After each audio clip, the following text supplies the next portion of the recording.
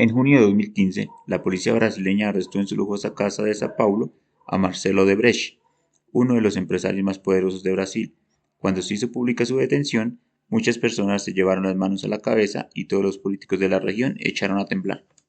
Marcelo Odebrecht pasó de ser el jefe de una de las firmas de construcción más grandes del mundo a protagonizar el mayor caso de corrupción empresarial.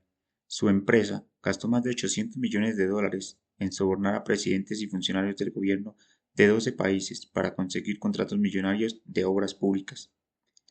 Y la lista de proyectos es interminable.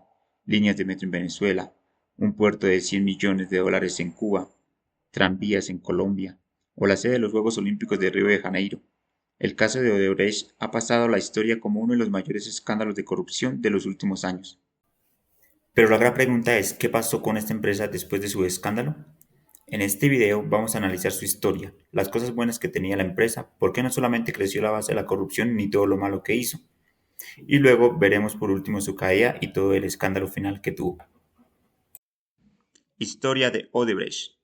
Marcelo Odebrecht fue el heredero de un gran imperio creado en 1944 por su abuelo Norberto Odebrecht, un inmigrante alemán y joven ingeniero. Su abuelo decidió crear una empresa de construcción basándose en la calidad e innovación, y pronto se ganó la fama de ser eficiente que sus competidores, logrando levantar edificios en menos tiempo con los mismos recursos. Unos años más tarde, en 1953, Odebrecht realizó la primera obra pública para Petrobras, la famosa petrolera estatal de Brasil. Y atención, porque colaborar con esta empresa fue lo que hizo estallar el caso de Odebrecht en 2015, cuando el gobierno de Brasil investigó a Petrobras por corrupción y descubrió que Odebrecht también estaba implicada. Pero no nos adelantemos, ya lo veremos más tarde. Lo importante de esta época es que Odebrecht tuvo un gran crecimiento porque empezó a construir carreteras, centrales hidroeléctricas y nucleares. Con el tiempo, la empresa de construcción acabó convirtiéndose en uno de los mayores grupos industriales de Brasil, como varios negocios en el sector de la energía. Y a partir de 1979, Odebrecht comenzó a operar también en el extranjero, con proyectos hidroeléctricos en Chile y Perú. Desde entonces, su estrategia para expandirse internacionalmente fue adquirir empresas de ingeniería y construcción en otros países. Y de esta forma, Odebrecht acabó teniendo proyectos en casi toda América Latina, en varios países de África y Estados Unidos. Llegados a este punto, muchos se preguntaban cómo es posible que Odebrecht consiga tantos contratos de obras públicas, incluso en países del extranjero. La respuesta seguramente te la puedes imaginar, pero lo veremos también más tarde. En 2001, Odebrecht ya se había convertido en la mayor constructora de la región y una de las mayores del mundo. Mientras tanto, Marcelo Odebrecht, el nieto del fundador, estudiaba ingeniería civil y se especializó en la Escuela de Negocios de Lausanne en Suiza. En 2008, Marcelo tomó las riendas de la multinacional brasileña y vivió la época dorada de Brasil. Expansión económica de Brasil. Brasil se convirtió en la estrella de los países emergentes gracias al petróleo. Esto fue un importante porque gracias a la expansión económica del país, el gobierno quería crear puestos de trabajo a toda costa y comenzó a organizar grandes eventos como el Campeonato Mundial de Fútbol en 2014 y los Juegos Olímpicos de Río de Janeiro en 2016. Y como te imaginarás, Odebrecht fue la empresa encargada de construir todo tipo de infraestructura. Además, a toda la expansión de Brasil hay que sumar los más de 20 países en los que Odebrecht tenía proyectos.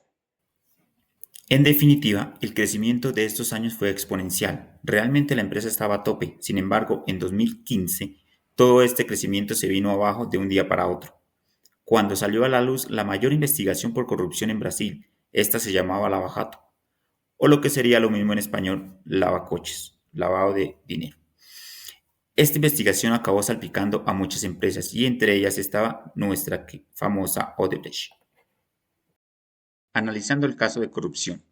Al parecer, descubrieron que Odebrecht sobornaba a políticos para asegurar millonarios contratos en Petrobras y otras empresas estatales. La mayoría de las acusaciones estaban vinculadas a su unidad de construcción, que era responsable del 43,7% de sus ingresos. La empresa entregaba millones de dólares o directamente hacía donaciones electorales a partidos políticos, funcionarios públicos y empresas relacionadas con el gobierno, a cambio de leyes y regulaciones favorables para la compañía. Es decir, quería tener una ventaja competitiva frente a sus competidores. Y esto es normal. Todas las empresas quieren tener una ventaja competitiva frente a los demás participantes del mercado, pero el problema está cuando se hacen cosas ilegales para conseguirla. Odebrecht básicamente entraba en concursos para una nueva obra junto a otras empresas de construcción. Entonces ofrecía un presupuesto y unas condiciones supuestamente muy competitivas. Y cuando el proyecto era adjudicado para Odebrecht, pues los costos del proyecto se disparaban por arte de magia. Estamos hablando de que podía dispararse hasta 3 o 4 veces para el coste que habían previsto en el primer momento, algo que no era justo para los otros competidores. El caso de Odebrecht es un excelente ejemplo de cómo la falta de los controles adecuados, tanto internos como externos, pueden dar lugar a los fraudes y a la corrupción masiva. Porque en este contexto, el papel de la contabilidad, la auditoría y la revisoría fiscal cobra una gran importancia crucial, ya que su función es de garantizar la transparencia financiera, la exactitud de los registros y el cumplimiento de las leyes y regulaciones aplicables. Entonces vamos a desglosar 3 conceptos claves en este caso. El primero es la contabilidad.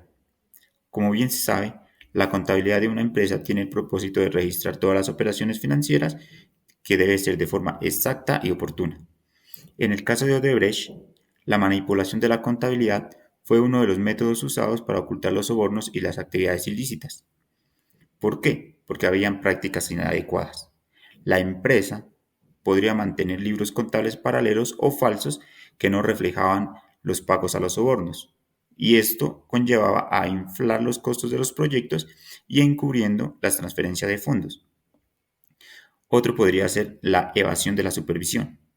Los registros financieros no reflejaban las transacciones reales, lo que permitió que las autoridades y los reguladores no pudieran detectar las irregularidades durante un largo periodo. En el tema de la auditoría, sabemos que la auditoría es un proceso mediante el cual se revisan y verifican los estados financieros de toda empresa para poder garantizar que se ajusten a la realidad y que cumplan con las normas. Tanto existen auditorías internas como auditorías externas. La auditoría externa en Odebrecht contrataba auditores externos para revisar sus estados financieros. Sin embargo, en muchos casos, estos auditores no detectaron o en algunos casos pudieron haber ignorado los fraudes, lo que planteaba preguntas sobre la eficiencia y la transparencia de los procesos de auditoría. Y la auditoría interna, estas debían de haber sido el primer filtro para detectar irregularidades, pero en Odebrecht fallaron, lo que sugiere la posibilidad de una complicidad o falta de independencia de los equipos internos, que sería el caso. Y la revisoría fiscal.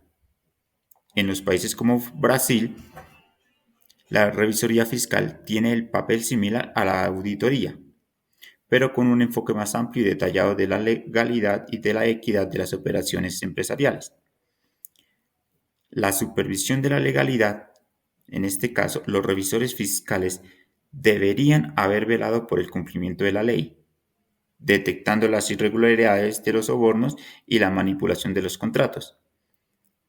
Sin embargo, en Odebrecht este control no fue eficaz, porque presuntamente podrían haber habido sobornos o quién sabe qué estaría pasando dentro de la empresa.